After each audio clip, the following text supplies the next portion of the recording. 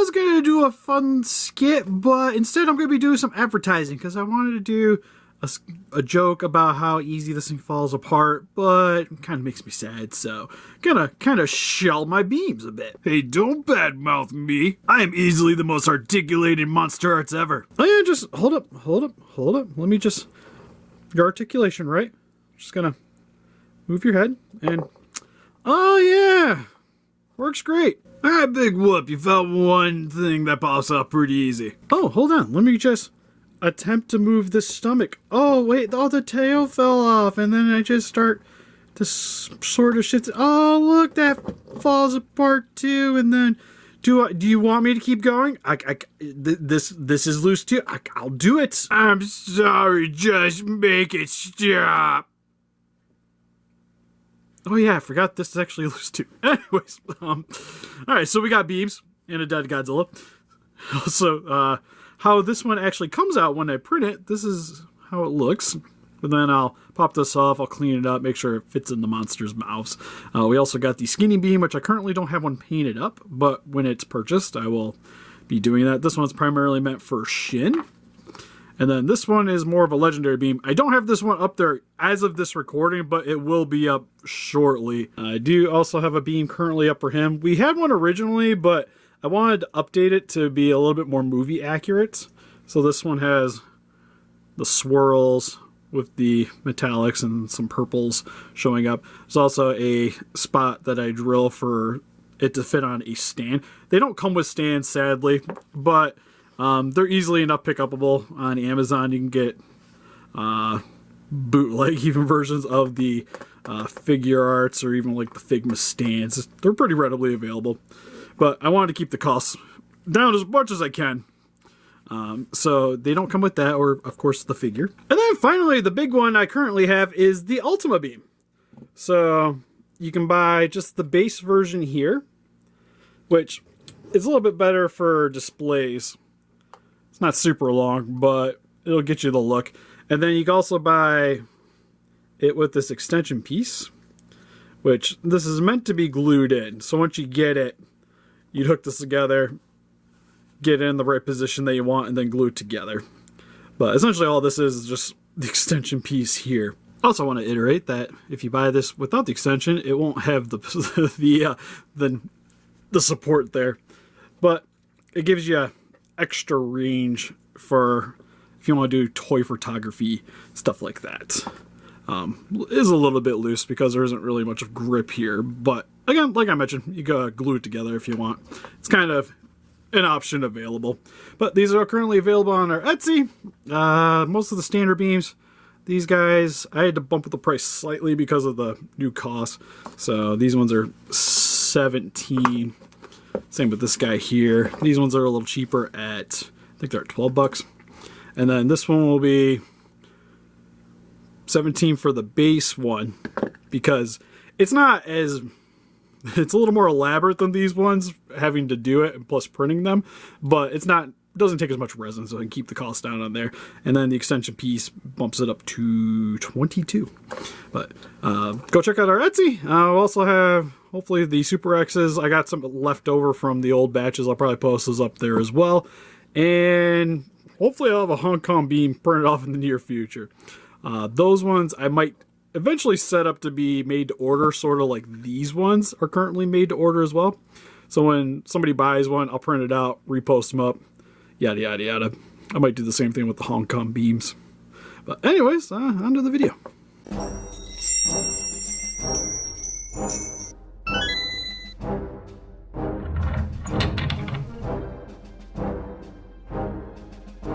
Listen up, Rangers! Welcome to the Geek Chest. My name's Steve, and today we'll be going over the SH MonsterArts Godzilla 2004, or you may know as the Final Wars Godzilla from Godzilla Final Wars, the last of the Millennium Godzilla films. Now, super excited to get this guy because I actually really like the film. Kind of hoping that they do more of the kaijus from the film, because this is kind of the coup de grace, like our 2000s era Destroy All Monsters film.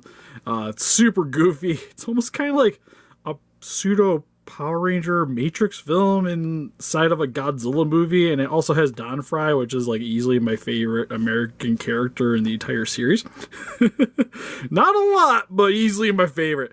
So got a soft spot for this series, and super excited for the Godzilla. Now we did an unboxing, so I already got some preconceived notions. I messed around with a little bit, so guess we'll just get into it. So without further ado, for its packaging, get a nice torn packaging, fairly similar to a lot of the other MonsterArts figures, but this one actually has a lot of blues. To the backdrop, you got Godzilla 2014, you got the Tamashii quality sticker for authenticity, bunch of symbols, logos, you got the movie font there, I guess is what the word I'm looking for. Top, more slashes. Side, more slashes, and some dorsal spines. Oh, on a high note, one thing that during the unboxing I thought was kind of weird was that the spines almost look like the paint's kind of coming off, but they look like that there too, so I guess that's just a legit thing. Nice menacing shot of the Kaiju on the side here. On the back just shows him in some dynamic poses, a bunch of stuff I can't understand, some legal mumbo jumbo on the bottom. Onto getting him out of his cardboard prison. Alright, so we got Godzilla open up out of its cardboard prison. First and foremost, like I mentioned, no beams, no accessories, no added hands whatsoever. You just get basic Godzilla. So, outside of that, for the price, I kind of would have liked to have seen some extra, at least extra hands, because he does do a lot of like karate kung fu moves in the movie. Like he's a little bit more physically active than a lot of the other Godzillas. So it might be nice to have like clenched fist or something. Granted, a beam would have been great, but we're kind of beating a dead horse at this point with this slide. So anyways, for a closer look at its details. Alright, so for its details, head sculpt, while also having a hard time focusing, looks really good. One thing though, and I guess it's supposed to be accurate, because I don't know, but like the front face profile on this guy, I don't know, to me is just super odd looking, especially with the eyebrows, because where they kind of connect together, it seems off center to me. Almost kind of like he's raising an eyebrow? Maybe that's how it's supposed to be, but I don't know, it just, where the eyebrow connects to the top, like the bridge of the nose, doesn't line up. And it's kind of odd for me, at least from the front profile.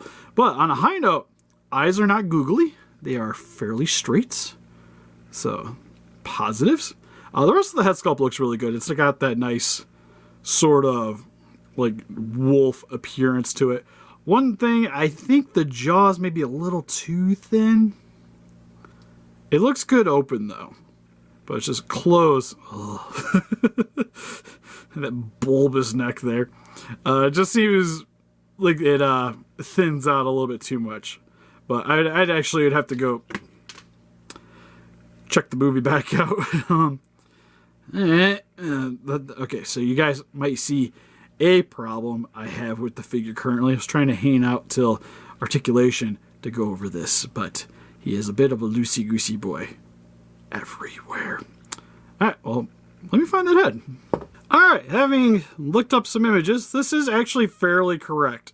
If anything, actually towards the base of the jaw, it maybe should be a little bigger, but it does taper off very thin towards the front. It's just a odd look, to say the least.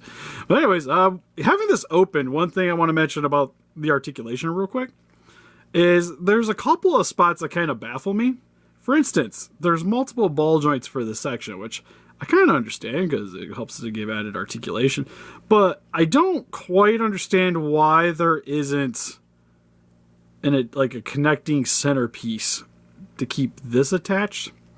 Also, I think I have that upside down. Here, so that this kind of would have a center, so that would shift around and then the head would attach. Because trying to get this thing back on, you get multiple ball joints trying to shift as you're trying to put that in, and then the ball joint is very shallow there too, so it doesn't take much to pop off the head. Anyways, that's probably the biggest one I've noticed, having a bunch of stuff pop off. The unboxing was a riot because he kind of just exploded. But I kind of found a trick, anyways, to moving this guy around. But next, for the dorsal spines, look nice. Decently bright. Got a contrast between light grays, dark grays, and then the more charcoal for the base. Again, the detailing on the edges of the dorsal spine almost look kind of like the paint's rubbed off. But that is the look they were going for the figure, as you saw on the production stuff. So it's not like quality control issue. That's actually legitly supposed to be there. Same with the paint job for the hands. Looks really nice too with the claws.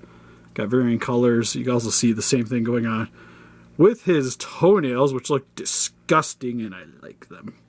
Also very sharp. And a lot of hard edge details, especially towards the base of the nails. And then the scaling also looks really good. Throughout the figure, he's got more of the traditional wrinkled skin with the more circular armored sections for the front, especially on his chest here, along the neck, coming down the stomach. Kind of taper off towards the legs, though. I mean, speaking of the legs, especially around the knees here, they got a little bit more of a angular pattern compared to a lot of the other wrinkled skin texturing. And then dorsal spines, you get a lot of raised edges towards the base. No coloring, it's primarily just on the actual larger spines, and then along the center bit here for the tail, which tapers off to a nice point. Also, some of the sections are not quite in the right angle. There we go. Looking better. So, paint job wise, not too bad. I guess probably my biggest gripe maybe is the teeth, because especially on mine, it looks like he's been eating like rare steaks all day long. It's just, there's so much red on those teeth. And I might go over them a little bit just to kind of brighten them up a bit. But like mine looks like he's come out of a horror film, which I guess it's a positive and a negative all in itself. It's not quite accurate for the movie, but still kind of gnarly looking, and I can dig it. So sculpt wise, actually really nice. One thing that is a little bit odd though is that for the material for this guy, he's a little bit softer than some of the other MonsterArts, because you can, especially popping the head back off and get this out, you can see this is actually really flexible, and he has a lot of that. Because even the spines, you can kind of bend them a bit. Like I wouldn't hard bend them, but they got a little bit of give, which is nice because you don't have to really quite worry about breaking them.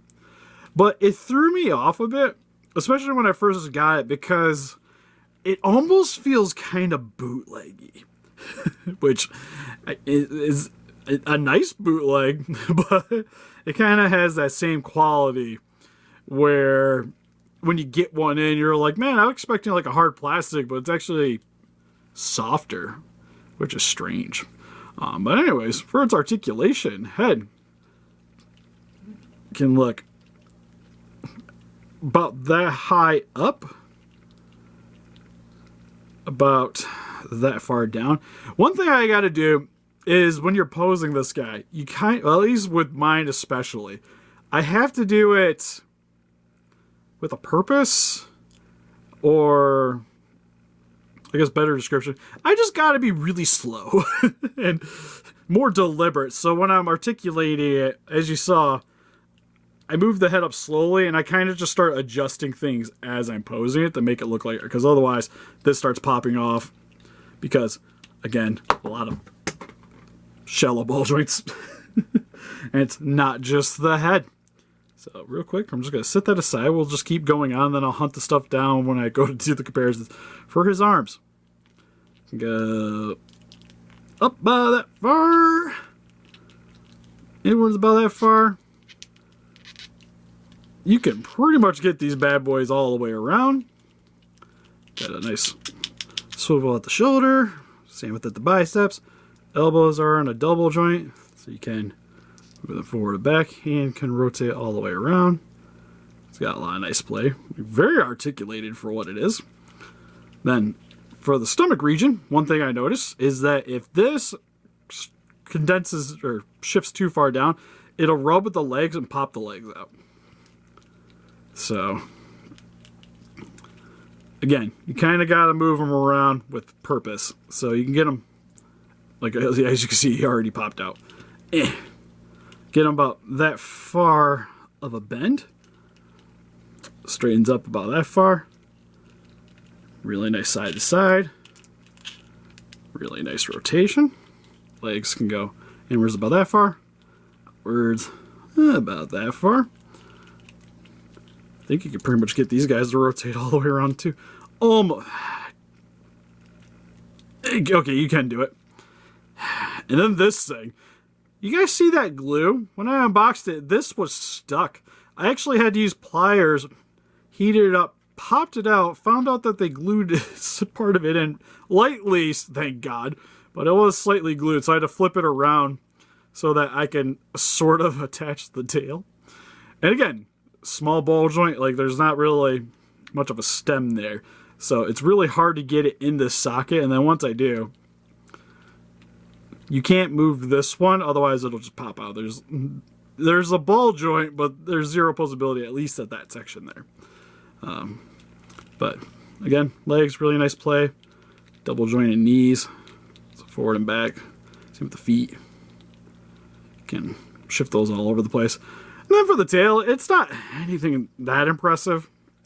You can get up about that far, but it'll kind of flop a little bit.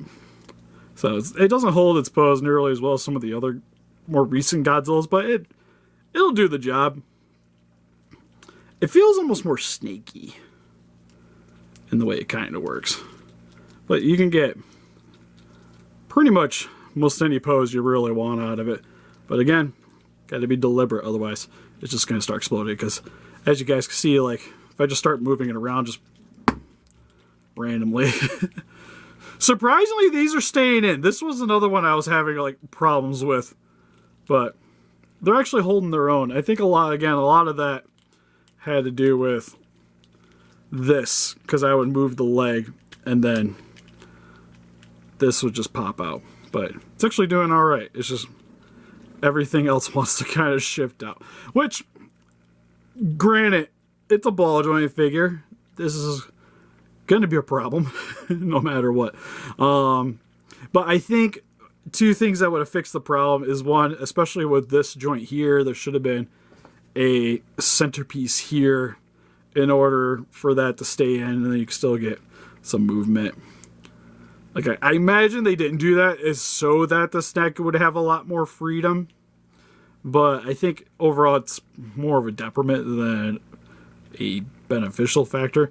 And then this should have had a longer peg, especially for this one here. I think it's a little too shallow. And to be honest, probably could use some a little bit more with the tails too, just so you could get a little bit more posability out of it. But pretty solid overall. Once I find the head anyways. So for some quick comparisons, here we have the SH MonsterArts Final Wars Godzilla compared next to some other Final Wars Kaijus. Well, one specifically, but both variations of the Final Wars Gigan with the base version and the Decisive Battle. And here's some other SH MonsterArts Godzilla figures with the Ultimate Godzilla and the Mecha Godzilla from Godzilla vs. Kong. And here is some other recently acquired figures with the Jack Pacific George from Halo Reach and the SH Figuarts Kefla from Dragon Ball Super. And for some other Kaiju figures, here is with the Playmate Terrestris Godzilla from Godzilla Ultimate and the 3-0 Ultraman Belial, which currently we're going to do his review, but waiting on batteries because he didn't come with any and they're really hard to get in this area. And because this film just came out, we have the SH Figuarts Shin Ultraman and the McFarlane Toy Soul Crusher from from Spawn. So far for the SH MonsterArts Godzilla 2004, this guy's pretty solid. The articulation, while really good when it's not falling apart, is definitely a positive. and a negative because of the ball joint issues. At least mine has super loosey-goosey ball joints. But when you get them to stay together, he gets some really nice dynamic poses. And sculpt-wise, really solid. Outside of, like I said, the eyebrows kind of throw me off. But outside of that, I think it's really good. Same with the paint job is really awesome. Outside of the teeth being bloody for odd reasons. Because, I don't know, I don't remember him making anything bleed with his mouth in the movie. Could just be me. But still really good, and definitely, I'd say an improvement over the 89 with the paint job. But 89, I'd say it was still a little better staying together. Same with the tail articulation. But honestly, I still say probably not as good as the Ultima, especially for the price point. But still, if you guys like the 2004 Godzilla, you guys really like Final Wars, I still think it's a really solid pickup. But what do you guys think? Have you guys picked up this figure? What Kaijus would you like to see come out of the line? Or is Gamma just more thing? Please let us know in the comments. We also have Instagram, Patreon, Pinterest, and Facebook, guys. Look, you up to date with channel donate. We greatly appreciate it. Also, again, got an Etsy shop, pick up some more beams, and hopefully we'll be having some new ones. I plan on making one for him sometime in the near future. And see you guys in the next video. Bye-bye.